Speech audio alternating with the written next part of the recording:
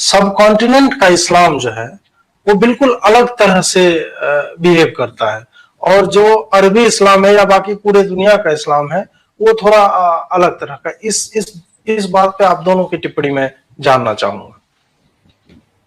जी, आपका कहना बिल्कुल सही है कि हमारे उलमा ने जो है इस्लाम को जैसा कुछ यहाँ पर हमें पोर्ट्रे करके दिखाया, तो वो कहते हैं ना कि जो है यानी केतली से ज्यादा यानी चाय गर्म है। तो ये मामला जो है हमारा यहाँ के भारत या सब कॉन्टिनेंट के मुसलमानों का है। मैं अरब में लगभग 30 साल रहा हूँ, 30 साल से ज़्यादा जो है मैं अरब में मैंने ज़िंदगी गुजारी है। वहाँ का मुसलमान इतना कट्टर नहीं है जितना हमें जो है सब कॉन्टिनेंट का मुसलमान नज़र आता है। तो उसकी बेसिक जो है उसका जो वजह है, मुझे ये लगती है कि हमारे उलमा ने इस तरीके से इन्हें इनके जहनों को गूंदा है। तो बस यही इसका जो है मेन रीज़न है। जी साहिल, आप क्या कहेंगे? जी, असल में ये जो डिफरेंट वर्जन्स ऑफ इस्लाम है अजीत जी, उसके लिए आपको ये देखना पड़ेगा बुनियादी बात कि मुस्लिम मेजॉरिटी में है या माइनॉरिटी में। जहां पे माइनॉरिटी होगी वहां पे शुगर कोटेड वर्जन होगा, यानी मक्की इस्लाम जो था रसूलुल्लाह के जमाने पे, जब उनके पास पावर नहीं आया था, तो एक सॉफ्ट वर्जन के लकुम दीनकुम वलिया दीन, जो आज के जो हिंदुस्तान के जो मौलाना है जो अक्सर टीवी डिबेट्स पे आते हैं, वो इन आयतों का सहारा लेते हैं, लकुम दीनकुम वलिया दीन, यानी तुम्हारे लिए तुम्हारा दीन और हमारे लिए हमारा दीन, यानी एक एक्सेप्टेबिलिटी, ठीक है, को एग्जिस्टेंस। तो ये तभी था जब इस्लाम पावर में नहीं था। तो डिपेंड करता है कि मुस्लिम जो है वो मेजॉरिटी में है या माइनॉरिटी में। अगर मेजॉरिटी में है तो वो आपको एक अलग इस्लाम मिलेगा जो डंके की चोट पे कहेगा कि आपको इस्लाम कबूल करना पड़ेगा, वरना आपको जिजिया देना पड़ेगा, वरना लड़ाई करना पड़ेगा। और अगर माइनॉरिटी में है तो जैसा हिंदुस्तान में कई सारे मुसलमान हैं, वो soft version, sugar coated version के आप मिलजुल के रह सकते हैं। गंगा जमुनी तहजीब है हमारी, हम सब एक है और आप भी सही हम भी सही, इस तरीके की बातें आपको मिलेगी। तो बुनियादी वजह यह है कि मेजॉरिटी या माइनॉरिटी, इस पे डिपेंड करता है कि कौन सा इस्लामिक वर्जन आपके सामने होगा। जी मेरा अगला प्रश्न है वो मदरसों को लेकर है कि मदरसों को लेकर आप दोनों के क्या विचार हैं। एक तो एस्पेक्ट रेडिकल जो भी टीचिंग्स है उसका तो गढ़ मदरसा ही है, दूसरा ये भी है कि मदरसों में जो सेक्सुअल वायलेंस होते हैं बच्चों और बच्चियों के भी साथ, उसका एक निकटतम पैरेलल अगर देखा जाए तो चर्चों के साथ जो है, जिसपे स्पॉटलाइट मूवी बनी और एक दो और बनी, कि हजारों या लाखों बच्चे बच्चियों के साथ चर्च में जिस तरह से संस्थागत तरीके से जो है उनके साथ दुराचार किया गया। तो मदरसों को लेके और मस्जिदों में जो खुतबे दिए जाते हैं, चाहे जुम्मे को दे या और, इन दोनों को लेके आप दोनों के क्या विचार है? जी देखिए, जहाँ तक मेरा ताल्लुक है, मैं तो बाकायदा मदरसे में रहा हूँ, मैंने मदरसे की तालीम पाई है। मैं मदरसे में जो कुछ होता है उसका आई विटनेस हूँ। ऐसा नहीं कि मैंने किसी से सुना, बल्कि मैंने अपनी आंखों से कई बार देखा जो कुछ मदरसों में होता है। जो कुछ दुनिया बताती है तो वो सिर्फ सुनी सुनाई बात पर बताती है, लेकिन मैं जो बताता हूँ वो अपनी आंखों देखा बताता हूँ।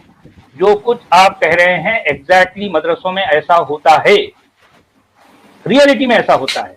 अच्छा, उसके पीछे कई रीजन हैं। देखिए, हमारे उलमा ये कहते हैं, जिस जमाने में मैं जब देखा कि मेरे साथ और भी 2-3 साथी थे जो हम बहुत भी जो है इस बात को लेकर बड़े फिक्रमंद थे, तो हम एक अच्छे भले जो है आलिम साहब के पास हम गए, जाकर जो है उनके सामने जब ये बात रखे कि भाई आखिर ये सब कुछ क्यों होता है, तो उन्होंने क्या जवाब दिया आपको पता है? उनका कहना था कि ये इसमें इतनी परेशान होने की क्या जरूरत है।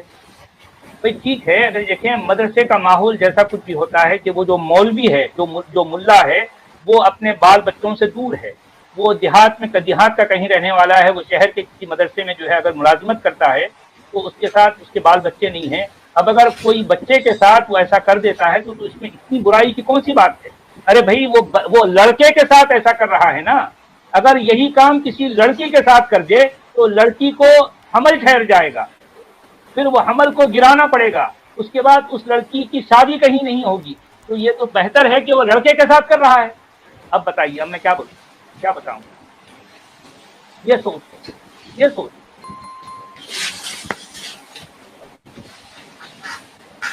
साईं भाई आप जी देखिए, मदरसे में जो कुछ होता है और जो सामने आ रहा है, तो उसकी बुनियादी वजह आपको समझनी पड़ेगी कि ऐसा क्यों होता है। मदरसों में जो मौलवी हजरात है वो बच्चों के साथ इस तरीके की अश्लील हरकत क्यों करते हैं। उसकी बुनियादी वजह ये है कि जो मदरसों में जो मौलवी होते हैं या मस्जिदों में जो मौलवी होते हैं, अगर आप हिंदुस्तान या पाकिस्तान को ले ले कॉन्टेक्स्ट में, तो इनकी सैलरीज काफ़ी कम होती है। यानी आम तौर पे एक मौलवी को जो इमामत करता है, हाफिज है या जो बांगी साहब होते हैं, मुअज्जिन होता है, इनकी सैलरी 10,000 से 12,000, पहले तो 7-8 हज़ार थी से 10,000 12,000 इतनी ही होती है। अब आप खुद सोचिए कि जो 10,000 12,000 कमाने वाला मौलवी है, वो अपनी फैमिली को, यानी उसकी अगर शादी भी हुई है, क्योंकि अक्सर जो इमाम होते हैं वो गांव से आते हैं, यूपी से, बिहार से, वेस्ट बंगाल से, तो वो फैमिली के साथ नहीं आते, वो अकेले आते हैं।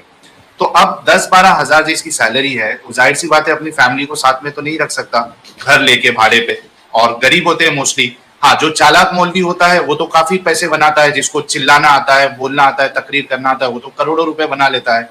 या फिर ऐसा कोई चालाक मौलवी जो तावीज और गंडे इस तरीके का सहारा लेके लोगों को बेवकूफ बना के उनसे पैसे ऐंठ ले, तो ये मौलवी एक अलग तरीके के होते हैं। लेकिन जो अक्सरियत है इमामों की, मौलवियों की, जो जिनकी सैलरी काफी कम है, वो अपनी फैमिली से बहुत दूर रहते हैं सालों साल, और उनके जो फिजिकल नीड है, जो सेक्सुअल डिजायर है, वो कहीं ना कहीं पूरी नहीं हो पाती है, क्योंकि वाइफ साथ में नहीं होती है और बाहर जाके किधर दूसरी जगह कर नहीं सकते कुछ। तो अब उनके पास कोई ऑप्शन है ही नहीं, अपनी डिजायर भी पूरी करना है, पैसे भी नहीं दे सकते, बाहर जाके उतने पैसे भी नहीं होते, तो क्या किया जाए। जो अवेलेबल है, स्टूडेंट्स है, बच्चे हैं पढ़ने वाले, फिर उसी के साथ वो हरकतें करने लगते हैं। तो बुनियादी वजह ये है, ये हरकत होने के पीछे।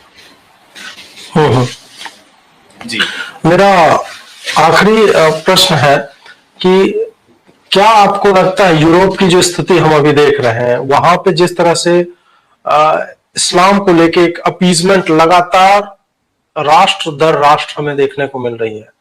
बर्मिंघम की पार्कों में नमाज हो रहा है, फ्रांस में पेरिस में जो आपको ये जो एफिल टावर है उसके सामने जो है स्लम्स बस रहे हैं। कई ऐसे सिटीज जिसको हम मॉडर्निज्म का या इस तरह का एक आदर्श रूप में देखते हैं, वहां पे इस्लाम जिस तरह से फैल रहा है, और वहां का पॉलिटिकल क्लास जो है वो चाहे दुनिया की नजरों में अच्छा दिखने के लिए करे, या उसकी अपनी कनेक्शन हो, या पूरा वो समाज ही उसकी पार्टी की ये विचारधारा हो कि हमें नहीं इसको प्रमोट करना है, तो उस चक्कर में क्या है कि उनका संरक्षण मिलता है। उनका संरक्षण का मतलब है सत्ता का संरक्षण मिल रहा है। जुडिशियरी में जो है आपकी बात सुनी भी नहीं जाएगी। लंदन में ये काफी लंबे समय से हो रहा है, और एक रिसर्च आया था कि लंदन में अगर मुस्लिम कोई क्राइम करता है तो पुलिस वाले उसके ऊपर एक्शन नहीं लेते हैं, क्योंकि ऊपर से ऐसा कहा गया है कि उनको जो है थोड़ा ढीले हाथों से डील करो। तो ये तो पॉलिटिकल क्लास की बात है, लेकिन आपको नहीं लगता कि एक समय आएगा कि वहां की जो सोसाइटी है, एक फंडामेंटली रेसिस्ट सोसाइटी, ये गोरे अंग्रेजों की और ईसाइयों की सोसाइटी जो है, ये पुराने वो क्रूसेड वाले चक्कर में ये चले जाएंगे, और इनका इस्लाम के साथ डायरेक्ट कन्फ्रंटेशन जो है वो निश्चित है होने वाला, और इसका फिर रिपरकशन हमें पूरे विश्व पे दिखेगा, और इस्लाम इम्प्लोड करने वाला है। ये अंदर से उसमें विस्फोट की ये प्रतीक्षा कर रहा है, और ये अपने ही कारण होगा इनके। इस पर आप दोनों की क्या राय है? जी बिल्कुल, आपने सही कहा। आपने जो सवाल पूछा उसी के अंदर आपने जवाब भी दे दिया। बात बिल्कुल सही है कि देखें, ये झूठ बहुत लंबे टाइम तक नहीं चल सकता। अब जिस तरह से जो कुछ आपने स्थिति बताई है यूरोप की, तो वो जो वहाँ के रहने वाले जो असली बाशिंदे हैं, तो ये सब कुछ चीजें वो देख रहे हैं, महसूस कर रहे हैं। हो सकता है अब तक वो उनकी आंखें बंद थी, शायद उन्होंने महसूस नहीं किया था होगा, लेकिन आज की तारीख में वो सब कुछ देख रहे हैं ना।